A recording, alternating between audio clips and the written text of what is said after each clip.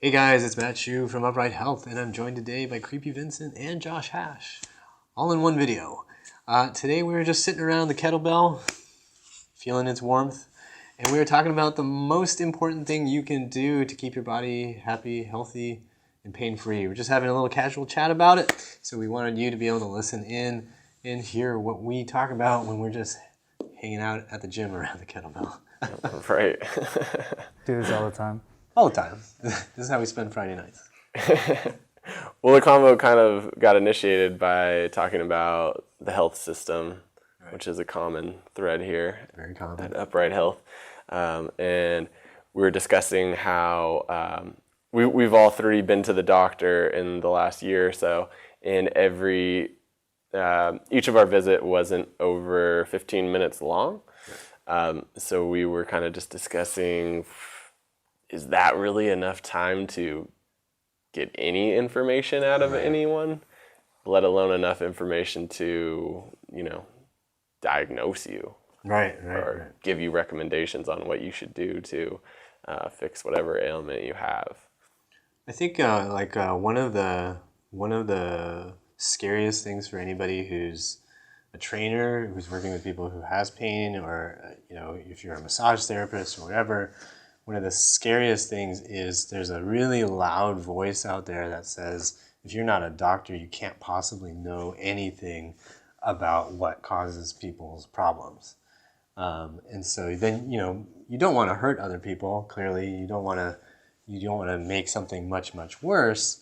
At the same time, I think there's room for evolution here where, maybe, we say doctors must know everything, but how much can you know if you've only met, this one person for 15 minutes? Right.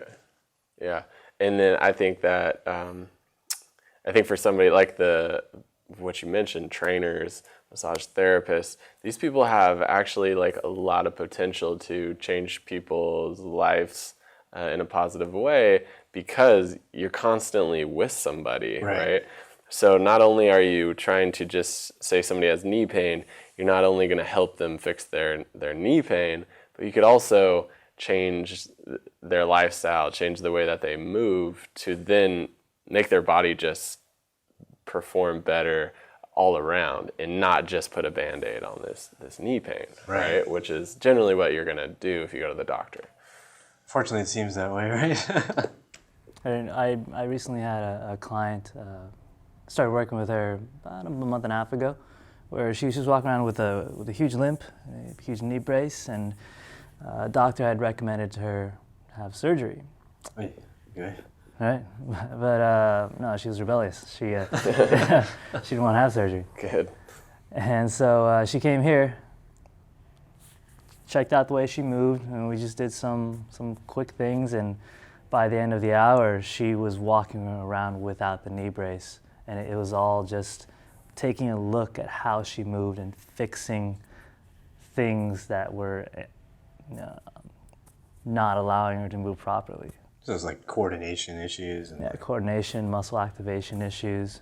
This is like night and day. Like the first time I had her get down to the floor and stand back up, she could not do it without assistance. Mm-hmm. And then after the whole hour, she was just up and down, all by herself.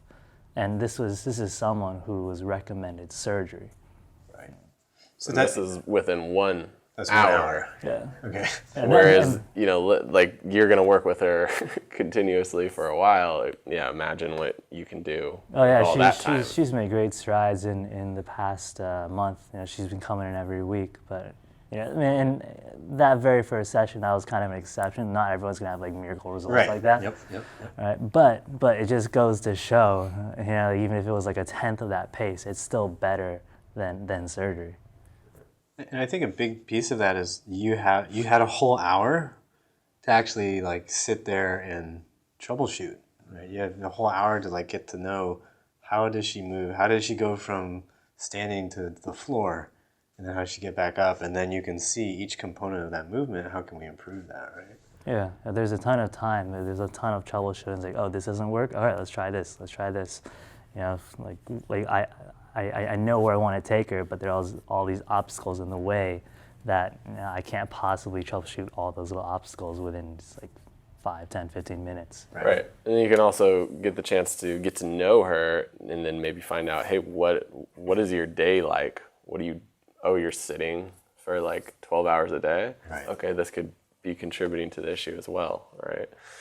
So yeah, more time is just a lot more information for sure. I think when you do the math and you realize, well, you see the doctor, maybe you see the same specialist for 3 appointments for your knee or whatever it is, that's a total of 45 minutes, right?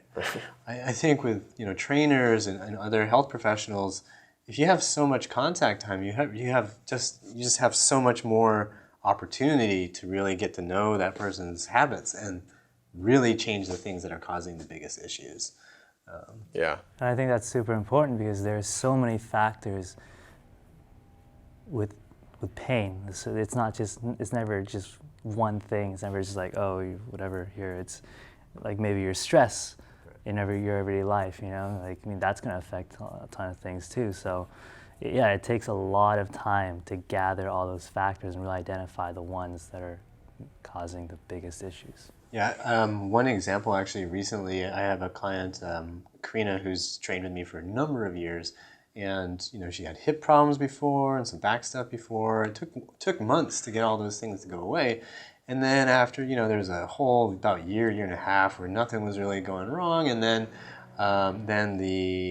her right shoulder started to bug her, and it would just get really like sore and tired from working out. And it took us, we tried different exercises, we tried to rest it, we tried to work it harder, we tried to work different muscles. And over the course of like 6 weeks, we're just trying so many different things. And what ultimately ended up, solving the problem was her input, right? She was paying attention every day to like, what's making this hurt today? What made it not hurt on Sunday? Like, what are all the factors that are going in? She had to pay attention and let me know. And she, after I think it was like after 5 weeks, she was like, one of the things I noticed is for a long time in my life, like I've had tightness in the front of my neck, and whenever that gets really tight, my shoulder tends to hurt.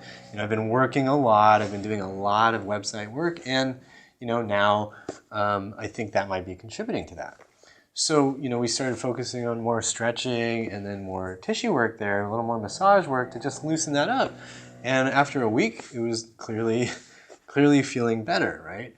Where if you if you're not patient, if we hadn't been patient and we had just said like, oh, well, maybe we should get an X-ray or an MRI, maybe we should send you to do some sort of, imaging on that to see what's going on, we could get a ton of information that might not be useful, might actually scare her, make her, think she needs to do a surgery, when in fact, the whole time, all she had to do was massage her neck. Like her shoulder feels so much better just massaging the neck and stretching it out. So I think that piece of like personal, responsibility, paying attention and really troubleshooting yourself is huge. Yeah. It's huge. So I think maybe one of the bigger ideas here is that when you come to a trainer, someone like what we do here, we're not only helping you, figure out the pain that's going out in your body, but we're helping you be able to take responsibility for your own life and be able to troubleshoot your own body and, be able to manage pain, be able to go out on your own and keep getting stronger and keep getting healthier, right? Whereas when you go to a doctor, it's usually like, hey, help me fix this. And then they're like, boom, this is what's going to fix this. And it's fixed. Go on your way. And it may or may not actually be fixed. More often than not, the people that we see, that didn't work, right?